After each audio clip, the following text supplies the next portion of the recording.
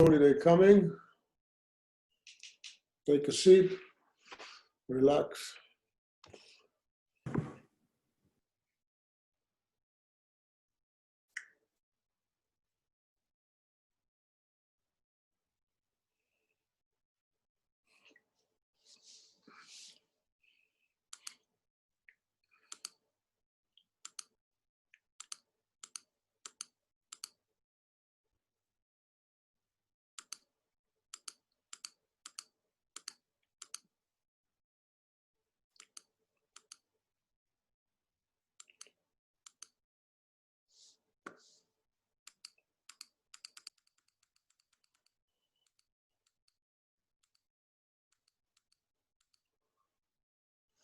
All right, how about we start? Still missing a few, but hopefully they join us pretty soon. So good afternoon, fluid mechanics A340. We kind of, what is that, 5th week? Unbelievable how time is going. So we did a one-dimensional chapter where we tried to show examples on continuity, momentum equation, but we also introduced the Bernoulli equation. I tried to explain the limitations. So it is kind of working if we assume that there are no friction in the process for the particles moving from one point to the other. It also, the equation is also a reference thing. So you compare one point to the other. And I showed examples. And then you assume that there's no losses between point 1 and point 2. And therefore, the quantity, which is GH, P over rho, and velocity square half, is preserved, which is some sort of energy. So, and then we did some examples. So let me just go over that, and slowly, we'll move forward to the next chapter. Okay, so I start the class now. So let me do the sharing. Okay, here we go.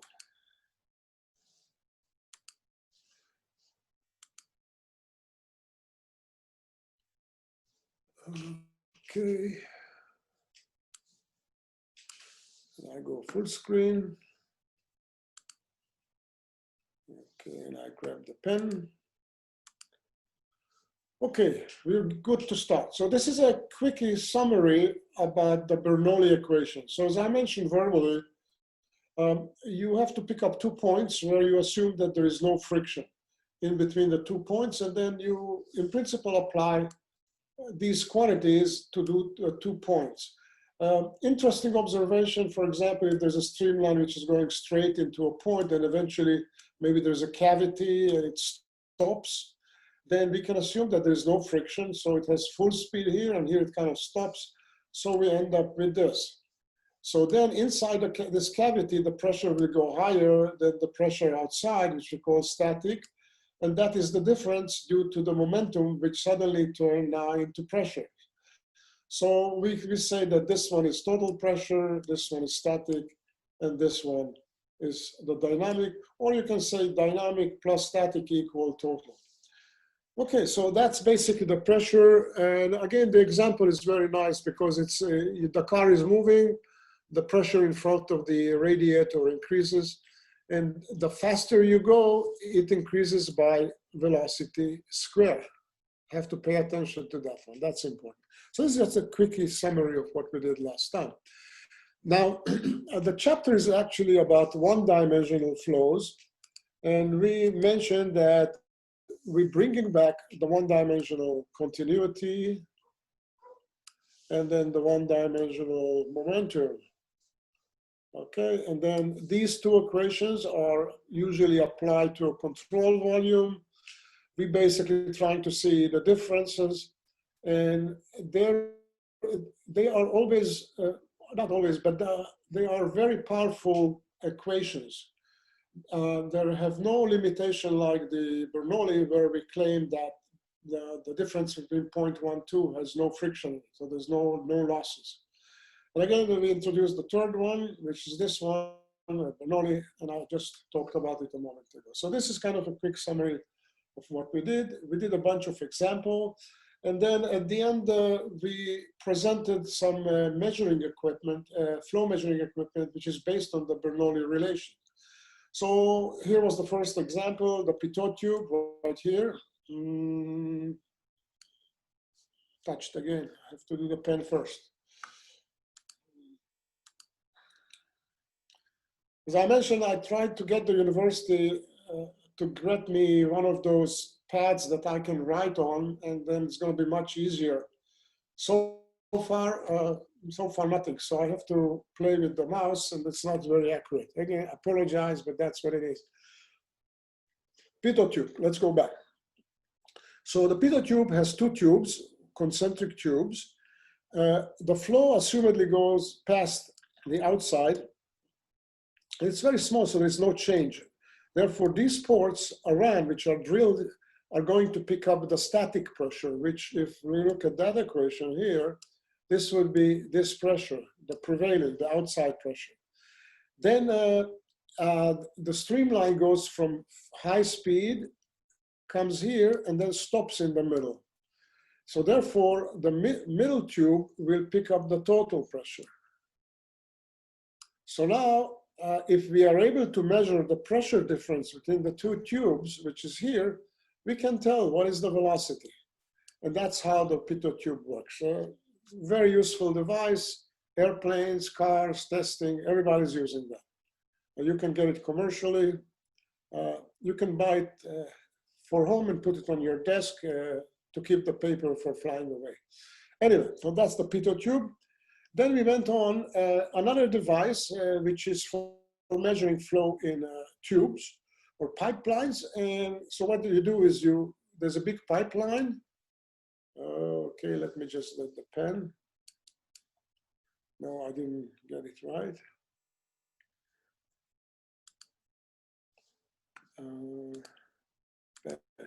So here's a pipeline.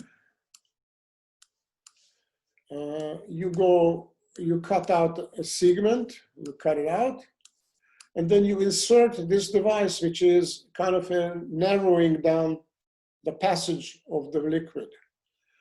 Because the flow rate is going through that system is the same, therefore the velocity in the narrow section will increase, pressure will go down according to Bernoulli, assuming no friction.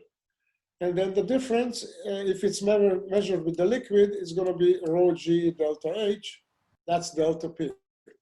Then we try to develop a formula. We use the continuity, assuming it's a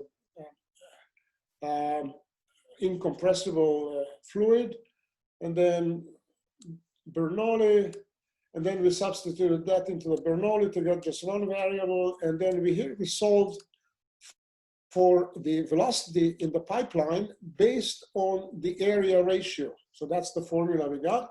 So now we have a device to measure flow rates in that pipeline, assuming some average velocity U1, then we can calculate the mass flow rate based on that formula. So very, very similar. So it's a very, very useful device. Here I just mentioned that this shows delta P. If you're going to measure delta P with some sort of liquid, then you can use that equation, and then the delta H is right here. Okay, and then we know that. But it could be that the density of the fluid inside is different than the density of the measuring device, and it depends on the velocities you're trying to measure. Okay, so just pay attention to that. Same principle.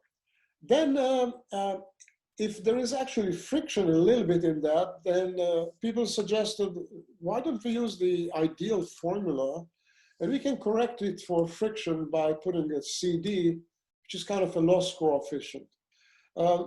Looking at this table, it appears to be, and again, this is velocity, non-dimensional velocity. This is that loss coefficient, and it looks like the numbers are very, very small, particularly at the smaller flow rate. You start going faster, then the efficiency is higher. The reason is that the flow goes in, and if it's faster, you get less of the, what we call flow separation here, and therefore the losses are smaller. I mentioned it last time that this number is called the Reynolds number.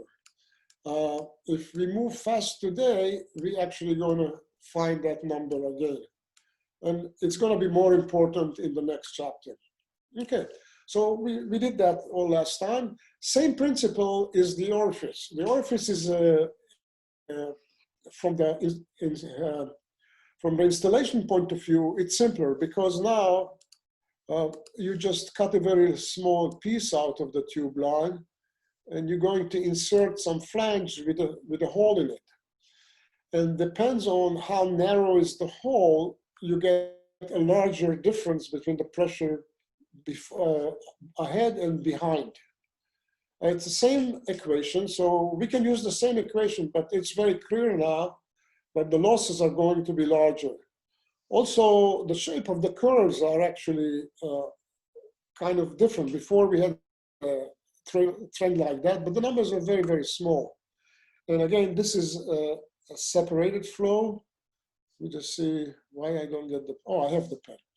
Okay, so before we got a trend like that, but it was very, very small, so it's really negligible.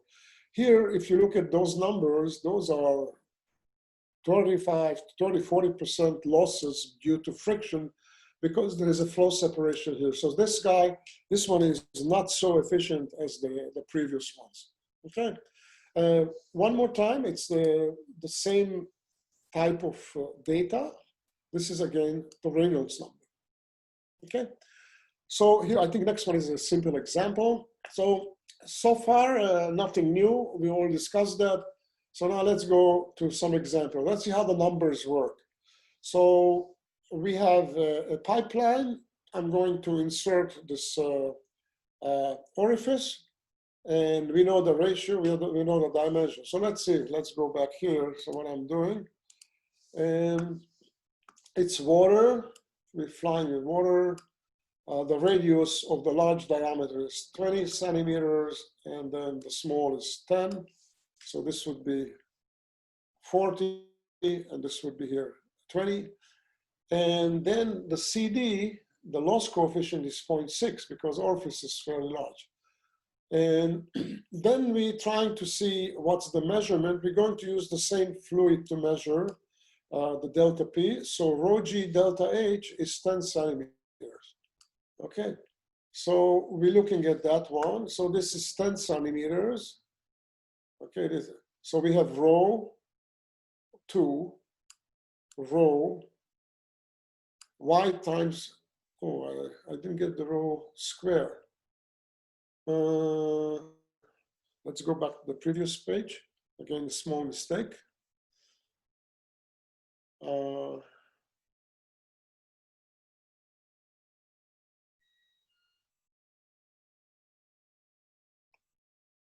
No, it has to be rho, not square. Okay, so I think, all right. Let's see if I made a mistake. You have to help me out. I don't have a calculator right here. So this 2 is incorrect. This is incorrect. I'm not sure if it's in the calculations. Anyway, so G and 0.1. And so it's, no, that is correct. Sorry, it's correct. It's okay. Why it is correct? Because we have 2 rho, and then delta P is rho GH or delta H.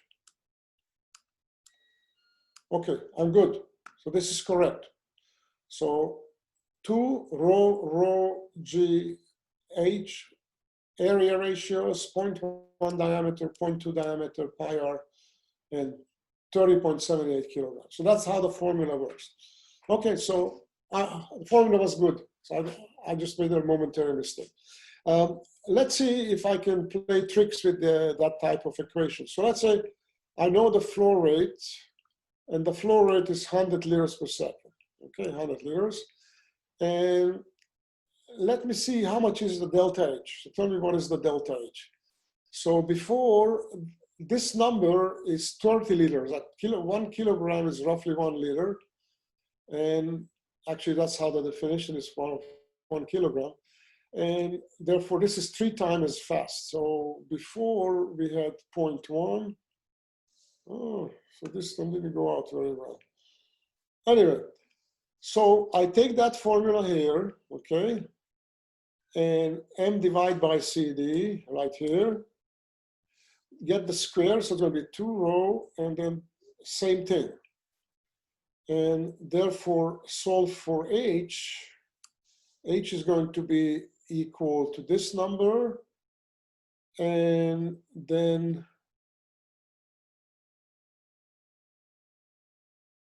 multiplied by that, which is correct, and then divided by 2 rho squared GH.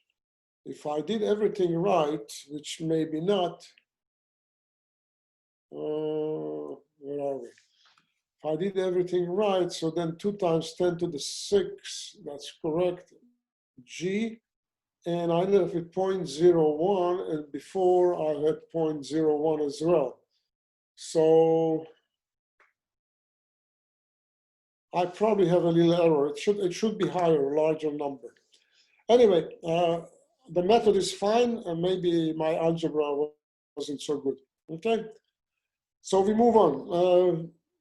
You guys with me, still listening to me, or I'm all by myself? Anybody just make a noise? Yeah, Professor. Okay, so that was clear. Again, the point I'm trying to make is, okay, what can the professor invent? Okay, so this would be straight the formula which I presented, and I can always ask the question in reverse, which is that particular case. That was the example about. All right, let's move on. So we're speaking about devices which are based on the Bernoulli. Injectors, you can actually use the same principle. So what is an injector? Let me get the pen. An injector is basically some kind of a, I don't want to call it container. It's a little chamber that has very high pressure in it. And then there's a very narrow exit, and then the flow sprays outside. And then why it is moving? Because the delta P is going to be this P0 minus PA, which is outside. Professor, can I ask you a question? Yeah. On the previous slide, if you want to go back to the previous slide real quick. Yeah, so I plugged in the numbers just out of curiosity to see if the squared makes a difference. I got 27.7, and I believe other students did as well. So, okay. Instead of the 30.78 at the top. You got how much? 27.7. Okay, could be. I mean, I have a, one of those calculator. I bought them 30 years ago at Walmart. Oh. and maybe the battery is weak now. So anyway. Oh, no worries. How about here? Anybody was good enough? It should be larger. It should probably 2 or 3. Anyway, doesn't matter. The principle is the same. Equations are fine. Okay, thank you for telling me. Let me go on. Okay, so here's the injector. So the argument that you can basically use the Bernoulli relations the same way. So let's see. So we claim, so let's look at this picture. There's P0 here, and then there's PA outside. And then I'm trying to get the points, let's say this will be 0.1, 0, and this is 0.2. And I write the equation like that. So this is going to be inside, and this 0 velocity is negligible because the hole is very tiny. So we cross this one out. Outside, the velocity is high and the pressure is PA. So therefore, the velocity, same equation as we had before, 2 delta P over rho, square root, and some kind of CD, which is again a loss coefficient or whatever you call it. Here it's called discharge coefficient. Mass flow rate, you just continue the same way. Rho UA. AI, of course, is the area of the little hole, the nozzle. And then you multiply it by rho. This is what I looked last time. So you end up with rho here, 2 rho and delta P. And that's the equation, very, very simple. Now, you want to account for the losses for the flow through that little small orifice. And there are different shapes, and it appears to be that this will have more efficiency. Yes, therefore, clearly, 85 is better than 65. Okay, so by the way, manufacturers, you can buy little injectors for different needs, and they will specify the injectors pretty much based on that. So for cooling devices, for cooling chambers, all kind of that, they make injectors. So here's, for example, as an example, let's see how the formula works. Very similar to what we did so far.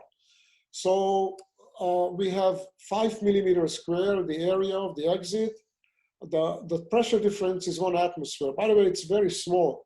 If you look at your car, some of the modern cars will have almost 30 atmospheres difference, not just 1. So it's because they want to have very fine spray, and CD of 0.65, that's a pretty reasonable number. So let's see how can I use this formula.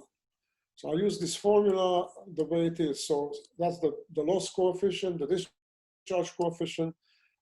Then we're going to have the area, which we said it's 5 millimeters. So 1 millimeter is 1,000th of a meter, therefore 10 minus 6, that's a square. 2 is 2, like on the equation, density, and then 1 atmosphere is 101,300 roughly Newton per square meter. And you go out and it's like 0.46. So it's like 46 cc, like a quarter of a glass per second. It's fairly fast, fairly fast. Okay, so that's just an example, very similar to what we had before. Again, those devices are using the model of Bernoulli. We did assume that there are no losses when the flow goes from one point to the other. But yes, if there are losses, we can, not big losses, minor losses, we can use this discharge coefficient or loss coefficient and really get good predictable results. So here is one of the, okay, let me just see what's the next one. Okay, I have one more and that's it. So I'm trying to show, if you follow what we're doing usually, is we're doing examples. The first one is very generic, and then we do some algebra just to see how the numbers work out. And then we're trying to make it a bit more complicated. Maybe the question goes in reverse. And then at the end, we present the most complicated case. So here is one which appears to be more complicated, but in reality, the complication is not fluid mechanics, it's coming from your high school. So if you missed high school, then you'll have problems solving that one. So what is the situation here? So we have a container, and at the bottom, there is a little nozzle. We assume that it's fairly large, so there's no losses. So you can say it's very much like a nozzle, but we assume that the CD is 0. So actually you can take Bernoulli and take the points from here to here and assume there are no losses.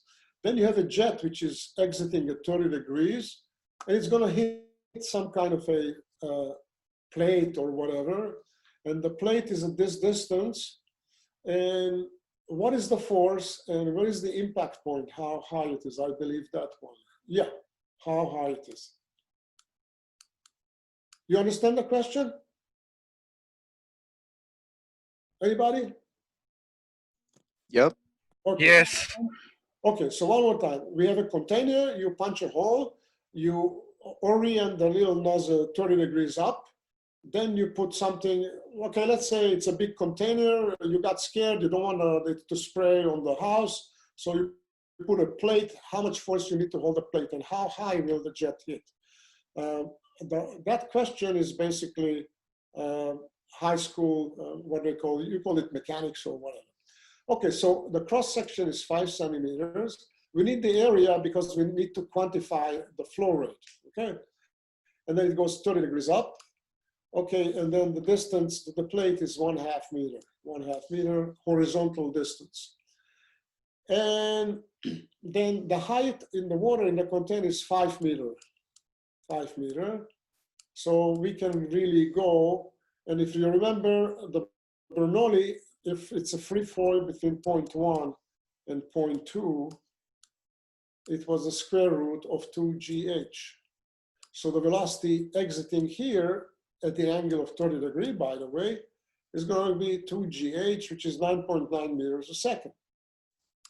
Okay, and I think this is the end of fluid mechanics. Oh, no, maybe not, maybe a little bit more. And what's the mass flow rate?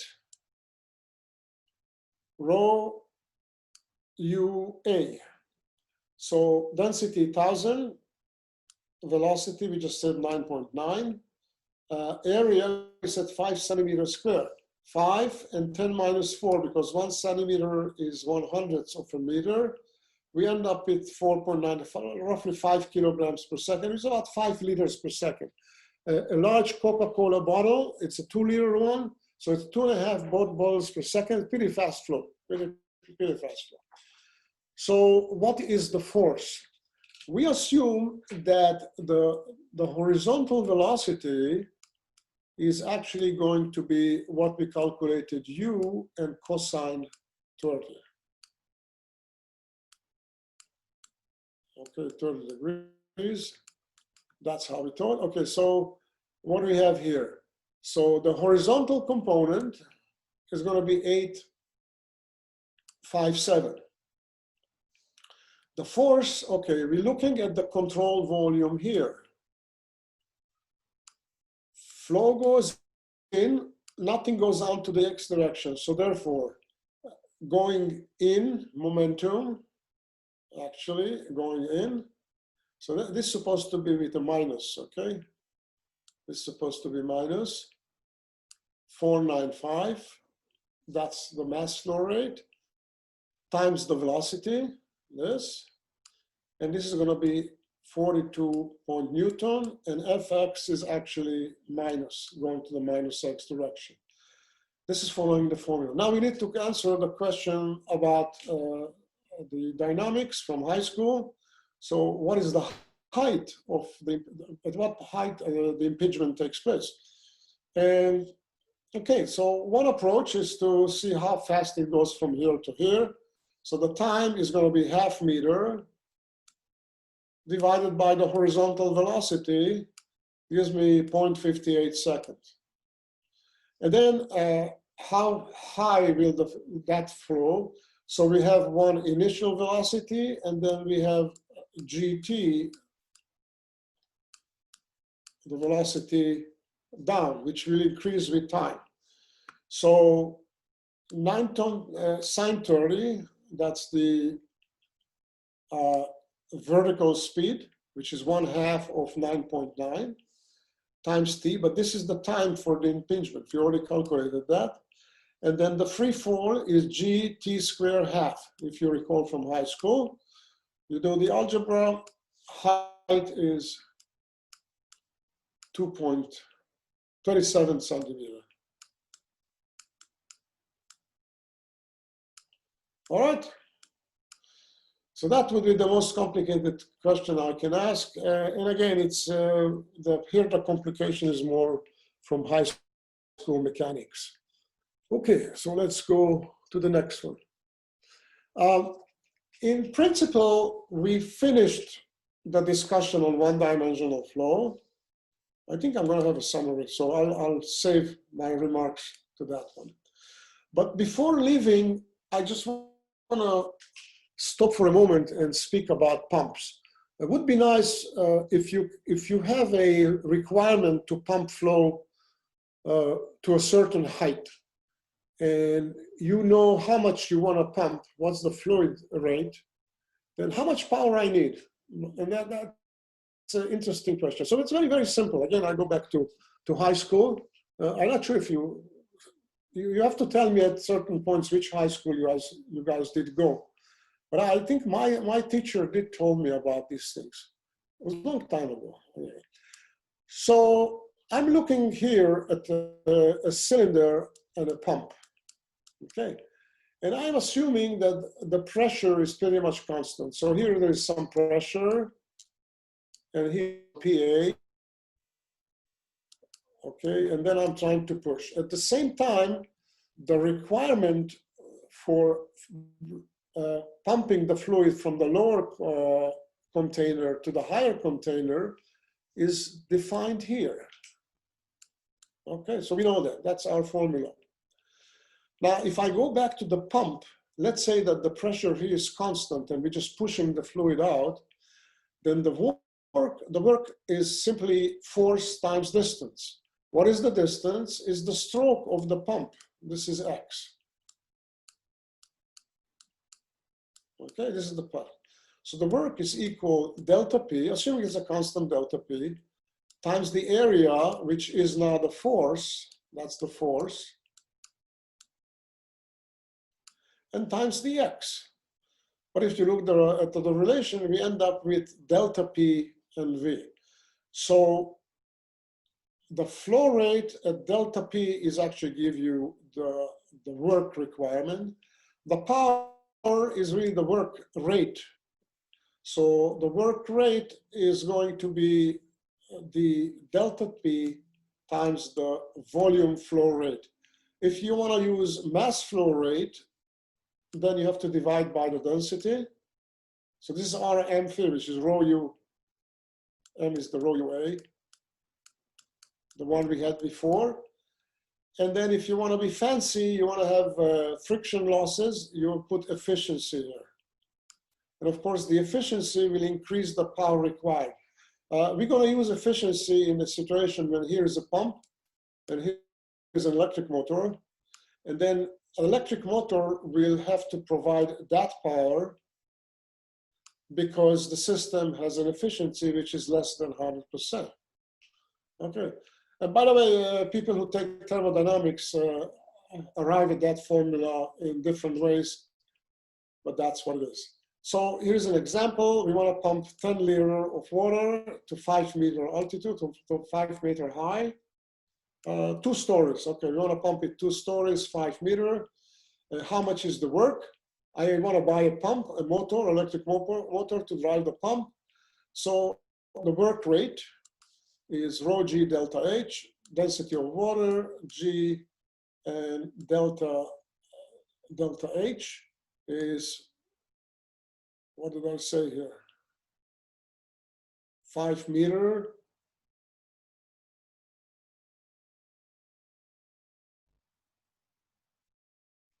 Where did I end up?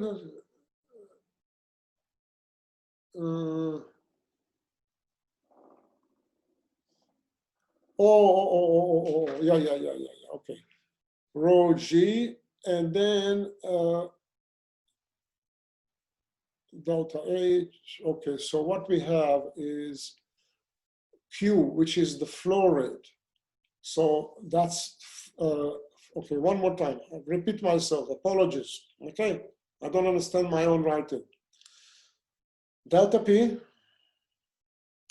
flow rate.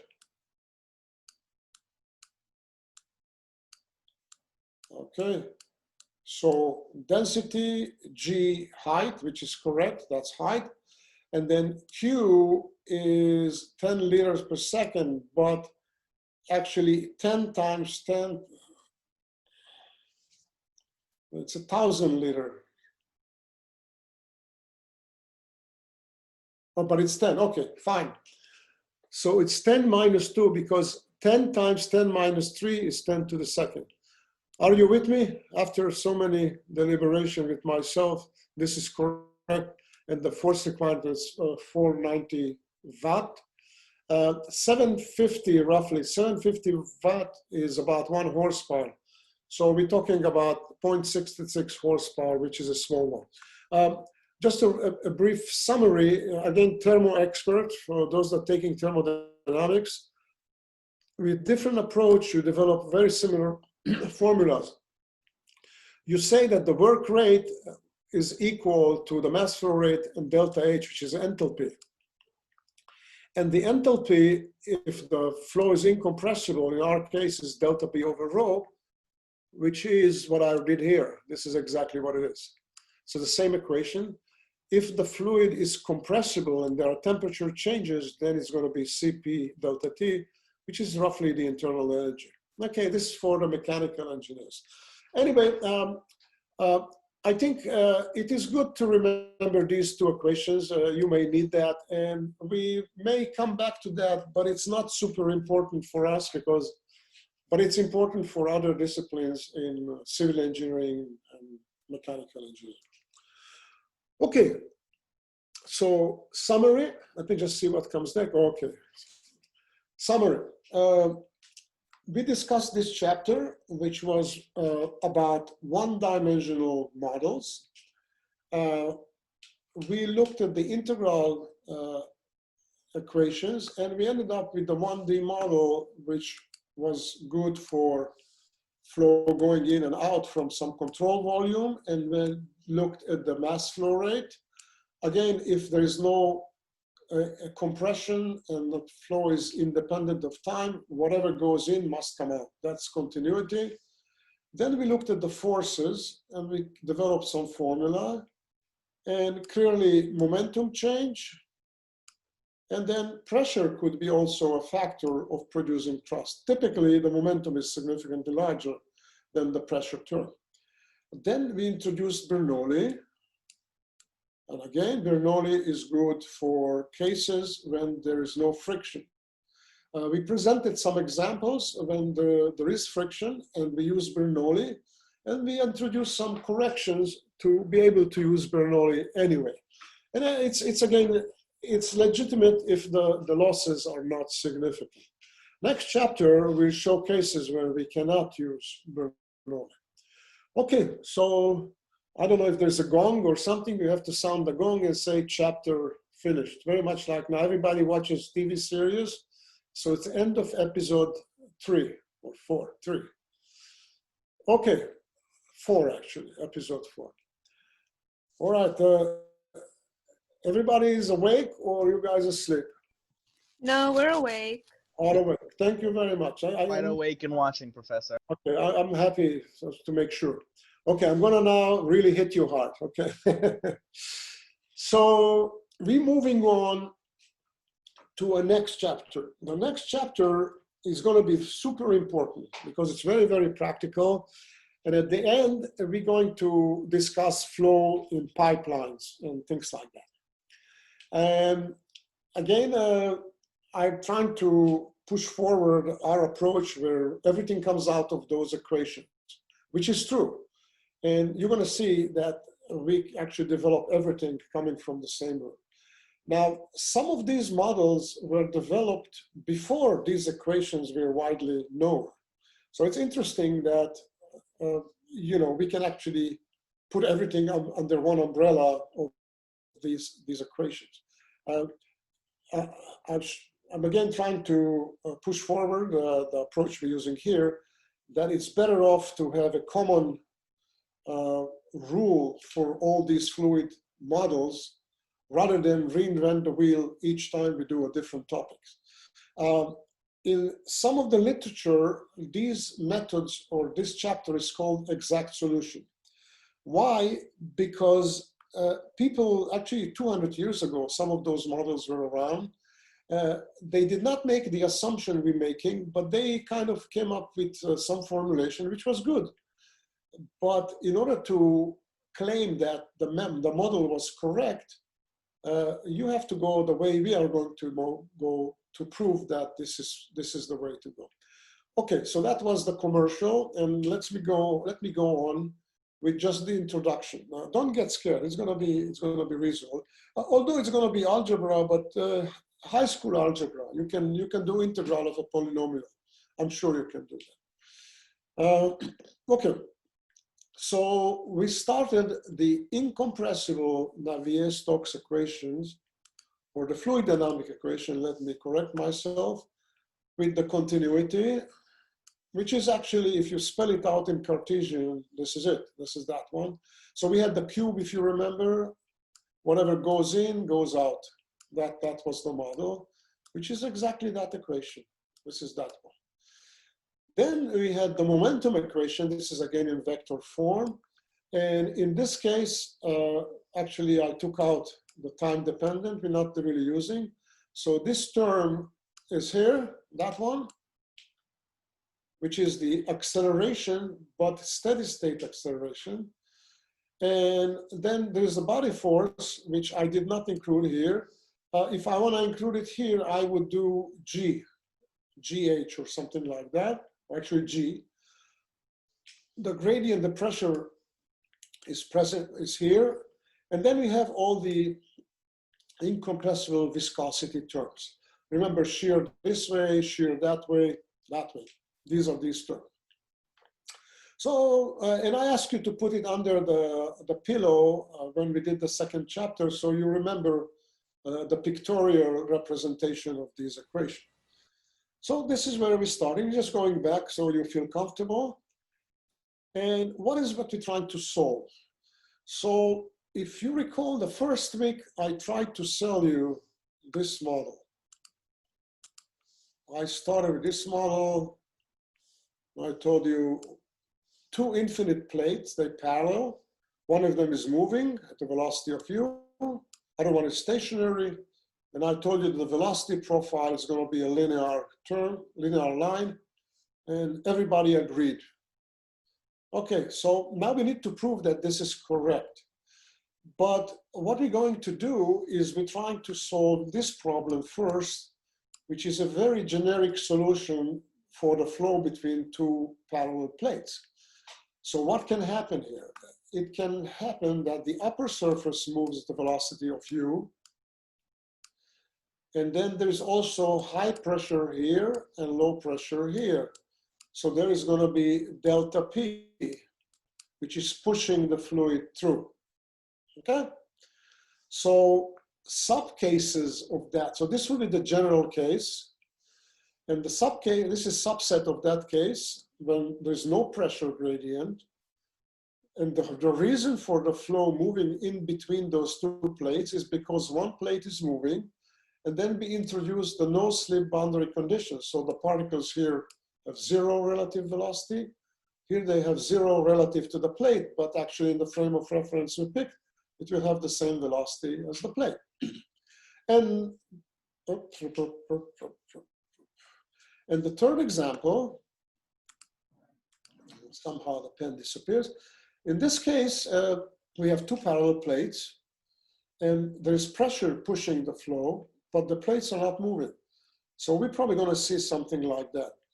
Now, this case is interesting, but the importance is kind of resembles flow in pipe. And if you look at the velocity distribution, we still have zero velocity at the borderline, and then we have full velocity at the center.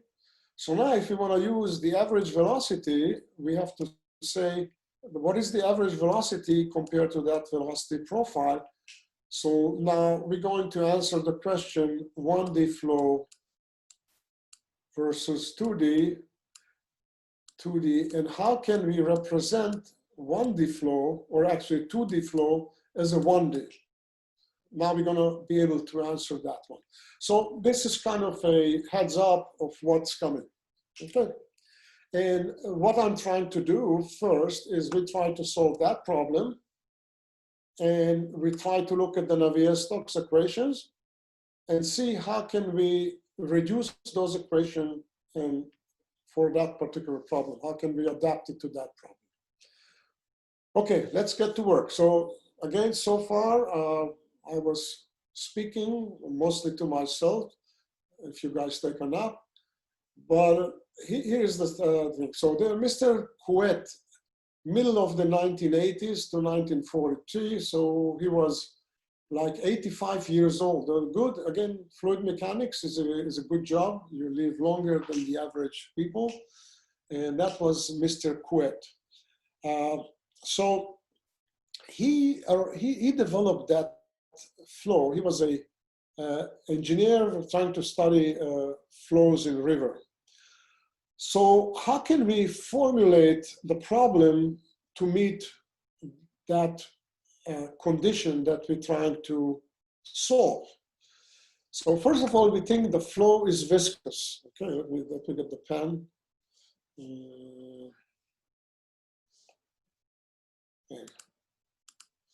The flow is viscous. Okay, this is viscous flow. Okay. And then, therefore, there is no slip. So if this was the velocity u, then it has the same velocity or zero relative velocity. That's for sure. Then the model is two-dimensional, which means that it goes to this direction. There's nothing to the side, and there's no flow up. So the flow is only to the x direction. Why it is two-dimensional? Because that velocity profile is not constant, it's changing. So eventually we're going to show that the u must be a function of z, which is now not, it's two-dimensional, okay? Now, so what I just said earlier, we think that v and w are zero. And then we need to go back to the previous equation. So the continuity equation was this. I just copied that from the previous page. So we say v is zero. We say w is zero. Whereas this is all that left. So du dx is zero, which means that the flow, if I pick another section here, the flow would look exactly the same. So there's no changes along the x. The flow is always the same, which is logical. You have a pipe, so it's always the same. Okay, so that's the conclusion from the continuity equation or the conservation of mass. That's it. And then if this is constant, then if there is a velocity profile, it must be a function of z, which I said here. So this is just some initial speculation. Then I wrote down here that look the way we put the coordinate system, put the coordinate system at the bottom, and that may create some issues, but we just need to remember. So this is x here, x at the bottom, okay? Just pay attention to that one. I'm saying that because next, not next, but we're not gonna be today, but if you're going to do a circular pipe flow, then we're going to put the coordinate system in the middle, and things are going to be much more elegant, to say it this way. Here we have an issue because this is how we put the coordinate. All books do the same thing.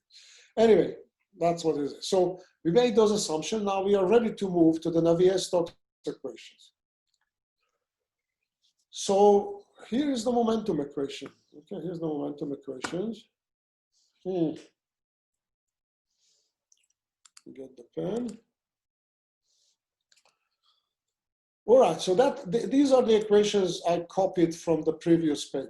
No, not previous, two previous pages, okay? So we have rho A, if you remember, that was A. I took the rho B, I divided by the rho. So acceleration, A, pressure, viscosity. Okay, and let's look at and then here we have the model. It's the two plates, and then coordinate system, and we have some sort of velocity profile here. That's what we had. And we claim that there is u or v and w are equal to 0. So v equals 0, 0. Here everything is 0 because v, so everything is dropped, okay, because of this. Then we're looking at v, velocity 0, 0. Here, 0 goes away because there's no change to the x, no change to the y. We said du dx is 0 in the previous chapter, so that's what goes away. So what we're left with from the first equation is this, and they are, so this is what we're left with. Okay? So from the second two, for the two equations, these, I came up to a conclusion that the pressure is fixed vertically and it's fixed laterally. It's not changing. So the pressure is fixed. Therefore, the only change in the pressure is along the plate. So it could be a linear variation like that. So high pressure goes to low pressure. Is it clear what I'm saying? This is an important conclusion, by the way. Anybody? Sound me? Professor, do you mind explaining that again? Okay, okay. It's a very important conclusion. Okay. So it's easier for me to talk about pipe.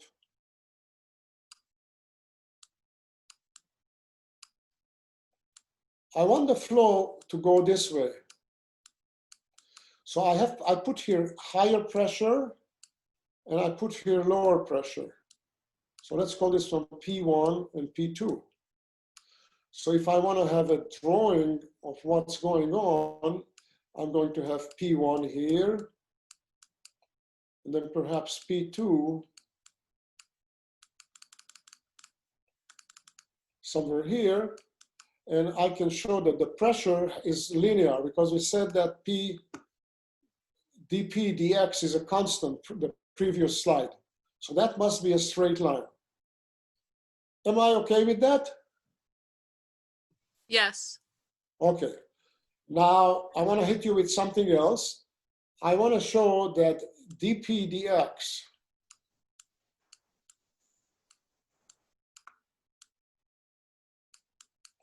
must be negative in order to have flow to the positive x direction. If you look at my picture, that becomes obvious. All right? Yes. Okay, I have at least one audience. I'm very happy. I would have more, but anyway. So I'm in the mode of trying to confuse you. So how about I continue a little bit more, if you don't mind. We spoke about Bernoulli, and then here I said something that the pressure vertically is the same. But yet I'm looking at the velocity, and the velocity is changing. So here's a case that the velocity is changing because of viscosity, and the pressure is fixed. So Bernoulli, you cannot apply Bernoulli between point A and point B. Okay? Am I managing to confuse you or not? Extremely, sir. Extremely. Okay, I'm happy. So remember, if viscosity is high, Bernoulli doesn't work. Okay, there it is. Okay.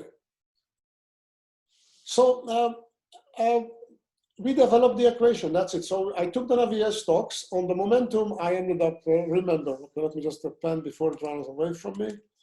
And so with the momentum, I left with this thing for the x direction. That's what I'm left with.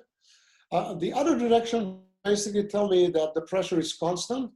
And then based on looking at this thing, I say, this is function of x, this is function of z. Only thing that can happen is that dP is constant. Because it has to be true everywhere. Okay, so this is algebra. Therefore, instead of partials, I go to ordinary differentials. Again, those that get A in calculus. And well, it's no big difference. And then I actually, well, I didn't change it. I have to say here d square u dz square, which is the same thing. Here I just didn't change it yet. Equal to the same thing. And it's going to be equal to a constant, which is a constant.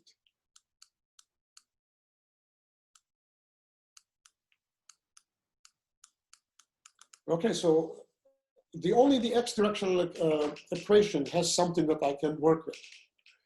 And okay, so second derivative equal to constant, double integration, the first term end up with z squared half az plus b. Any objections about that one? Straightforward. Polynomial, two integration, here to here, very clear. Objections or okay? Anybody supporters? Okay, Professor. You're Okay. good, Professor. Okay, good. Thank you. Going. All right. Okay. Another one. I got three of. I'm happy. All right. So let's go. So we're doing okay. So that was easy. So just to repeat what we've done, went Navier-Stokes, did all kind of hand waving. What is this line coming from? You did that or somebody else? Okay, let me do this. That must have been a student, Professor, if you didn't do it. So because I cannot get rid of that. Okay, one of the students. Okay, I'll leave it in the meantime. Otherwise, I have to get out of that and come back. Okay, so Whoever did that, can you remove this or should? Okay, let me finish this slide and then I'll try to get rid of that. Okay, we'll work out. I mean, we are engineers, we can figure out everything. Again. So Navier-Stokes made assumptions for the flow we're trying to investigate between two plates. Why the flow is moving could be because the upper plate is moving, could be because there's a pressure gradient, and we ended up with this solution. So that includes the two types of flows. Then we have to put the boundary condition, the no-slip boundary condition. If you remember the picture, the original picture, we claim that the coordinate system was such, okay, so this was the plate, coordinates. Oh, thank you for removing the line, then I don't have to. So we had this one, we had the generic, that was the most generic case. And then this quantity is going to be the velocity of the upper surface. Okay, it's the quantity. So we have to claim that at the higher surface, the upper surface, when z equal h, and of course now h is going to be the height or the spacing between the two plates, equal to the velocity of the upper plate. And at zero, it's zero because the lower plate is not moving. Now, we need to solve for these two coefficients. So if I substitute velocity equals 0, z is equals 0, 0, z 0, then I end up with b equals 0. So this boundary condition tells me automatically that b equals 0. Good? Then I need to figure out, so what I'm left with, with this one, with the second boundary condition. Sorry, this boundary condition, second one. So what it means, at the higher point here, the velocity is u. And then this is the solution, I put it here. Replace z with h squared plus ah. So now I can actually solve for a. Solving for a, this is a. Taking a, putting it back here. I put it back here, doing the algebra. Hopefully I'm not making any mistake with my algebra. Then I end up with the general solution of the problem. Right? So we did all the math, all the algebra. Okay, so big success. Now, let's try to look at that a bit more carefully. So in case that the upper plate moves at a velocity of u, which I'm trying to show, let me get the pen again. I have the pen, this one, this case. This is the case we started the semester with. We said no pressure gradient, pressure is gone. So therefore we lose this term. So we ended up, velocity profile is linear, which is exactly that case. Okay. Or we can look at another case. Now let me just erase everything. We can look at another case when the upper plate is not moving. Okay, so upper u is 0, so this falls apart. And now we have this type of flow. So now, it depends on dpdx. So the higher the pressure, it's linear. I increase the pressure twice, the velocity distribution will increase twice. Okay, the flow rate will increase twice. The shape is a parabola. This is a parabola. Z and z squared.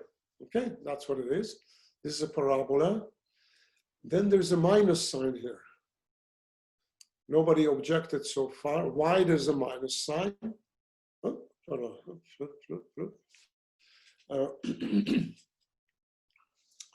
Oh.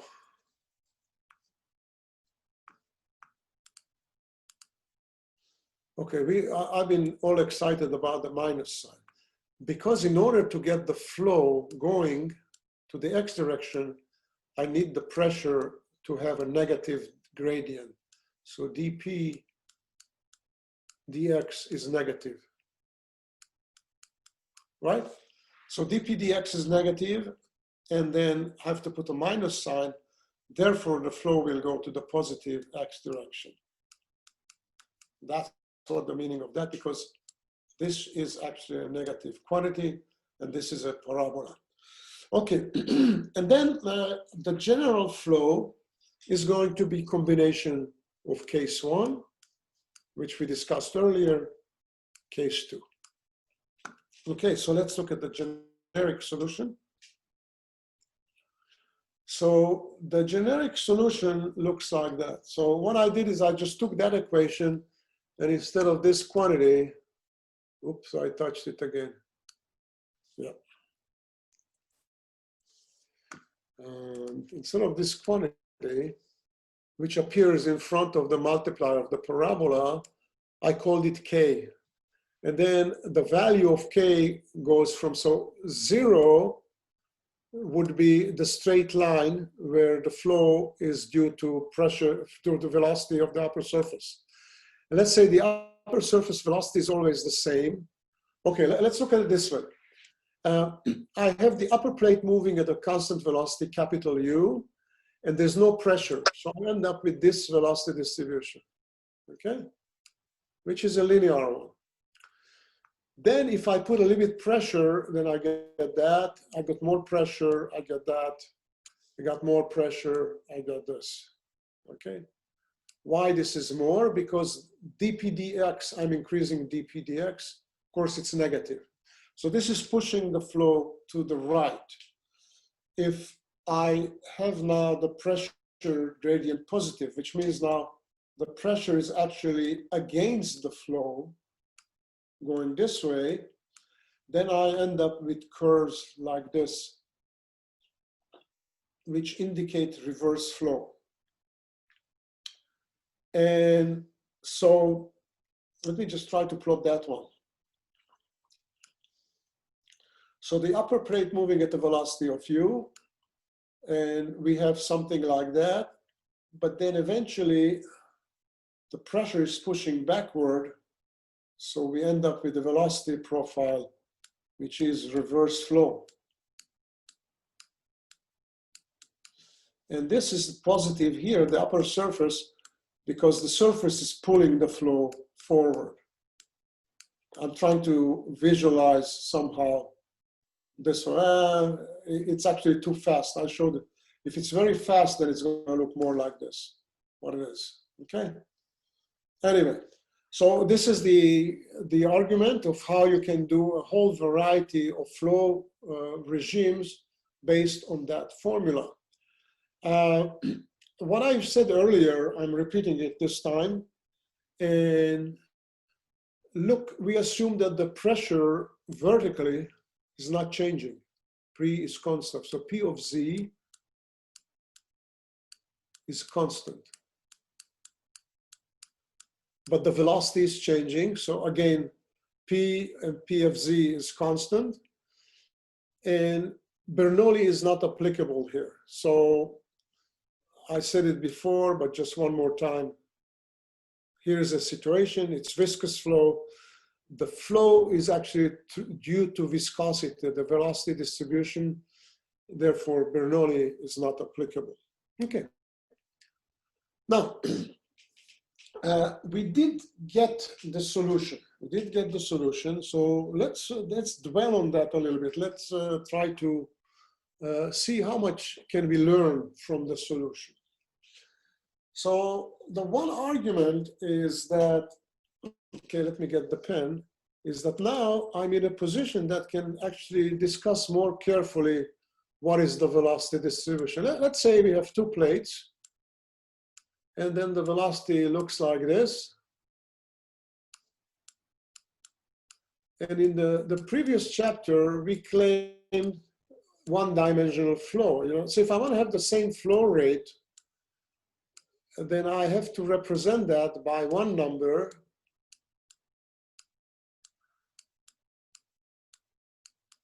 And say this is the spacing, H.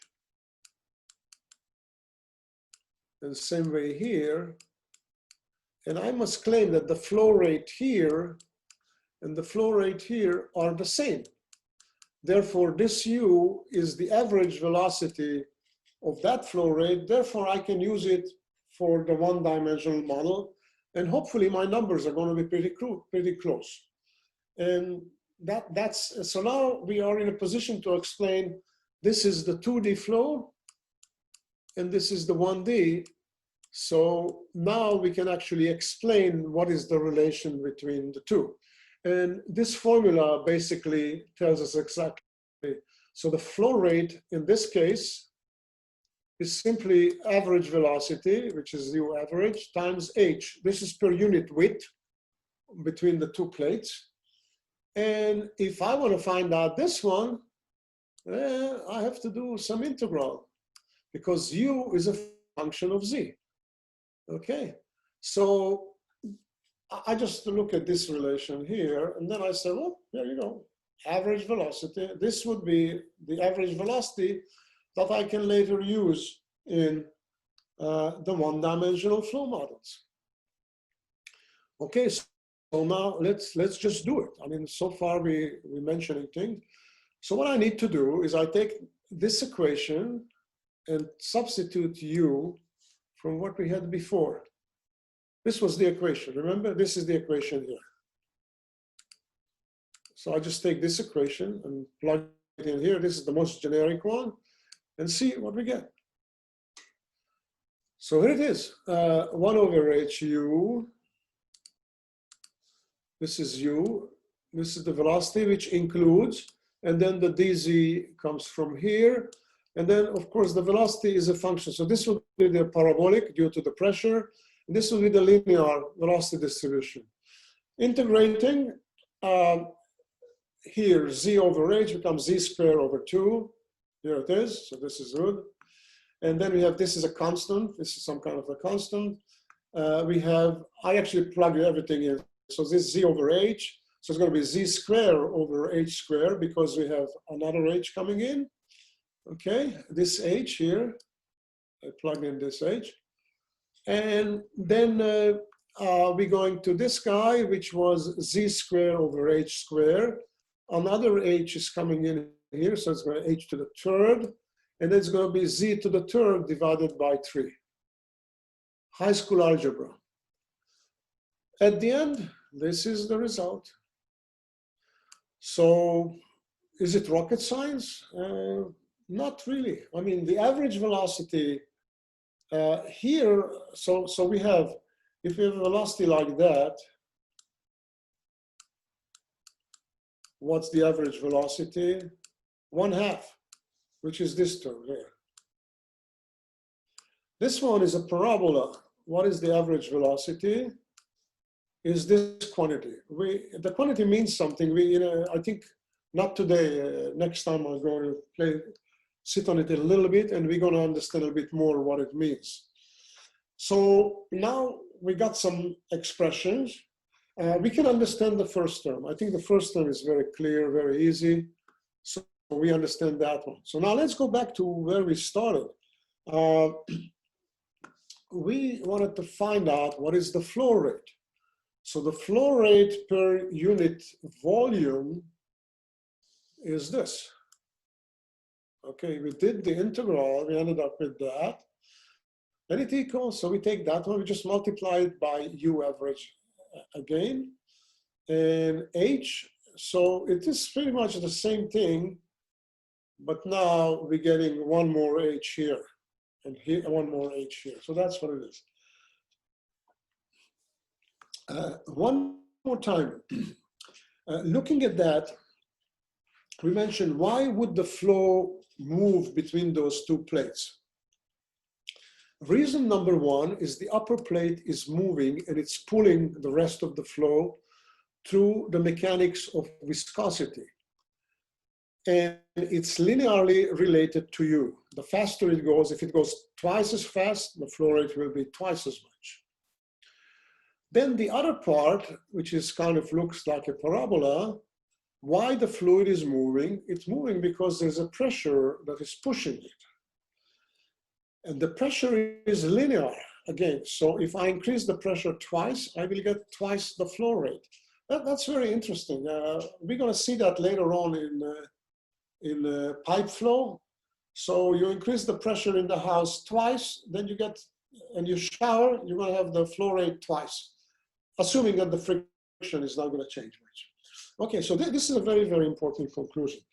Let me see how we're doing. I have another 4 minutes or 3 minutes to go. Let me see what is the next slide. I think what we're going to do here, I'm not going to go over it more carefully, but what we're going to do here is, okay, let me go back. So we developed the average velocity. We're going to continue and develop more quantities. What is the shear? What is the pressure drop in that flow? And all kind of things like that. And then when we're going to look at the shear, we're going to find out one more time that, oh, it looks like there is a Reynolds number here. So this is the first time we're really going to see the Reynolds number pop up on its own. And then, again, it's later on in this chapter, we're going to go to the pipe flow. And the formulas for pipe flow being developed many years ago, because that was a very important civil engineering problem. If you want to design a flow to the city, how much water you need, how much pressure loss, and all that. So they ended up with some experimental formulation, which is exactly the same that we're going to end up here. And anyway, so that's a kind of a very interesting example. And it really depends on the shear. They called it different. They call it friction losses and whatever, but it's exactly the same thing we're doing here. Again, this is the introduction, which is the flow between two parallel plates. The reason we're doing it is because that's easy, and it's called exact solution. And then the next thing we're going to do is we're going to do the pipe flow in axisymmetric coordinate system. So you're going to somehow look at this more carefully. There is another chapter in the flow between two plates, which is the hydrodynamic bearing. I have it in the book. It's very important for understanding how the hydrodynamic bearing in your car, for example, works. But it's too much algebra, so it is, and most schools don't include that in this particular course, and I'm not including it as well. Anyway, so I think I've been talking long enough, and let me look at the time. I pretty much concluded that. If there are any questions, I would be happy to answer.